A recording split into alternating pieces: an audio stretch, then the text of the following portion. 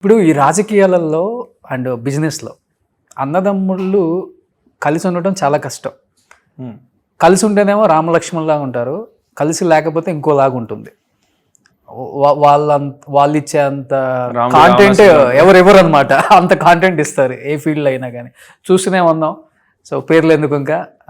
మీ విషయానికి వచ్చేసరికి రామలక్ష్మణ్లా ఉండటానికి మెయిన్ కారణం అన్న ఇచ్చిన చనువు, ప్రేమ అంటారా, లేకపోతే మీరు ఆయనకి ఇచ్చే గౌరవం అంటారా? అసలుకి రెండు అనుకోవచ్చున్నా.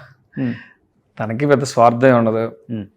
నేను పోటీ చేస్తానని అంటే కనుక నవ్వుతూ నా కోసం పనిచేయడానికి సిద్ధంగా ఉంటాడు. అన్నయ్యకి సీట్ వస్తా అంటే నేను పనిచేయడానికి సిద్ధంగా ఉంటాం. ఇంకా అలాంటప్పుడు మా ఇద్దరి మధ్యలో విభేదాలు ఎందుకు వస్తాయన్నా?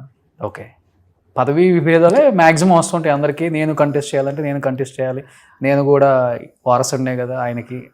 కామన్ అది ఎక్కడైనా కానీ. బట్ మీ ఇద్దరికి రాలేదు ఇంతవరకు. నేను ఖచ్చితంగా చెప్తాను. నాన్నగారు చనిపోయిన తర్వాత రాజకీయంగా కుటుంబాన్ని నిలబెట్టాలి అని చెప్పి బాగా కసిగా పనిచేసినటువంటి వ్యక్తి రాజా.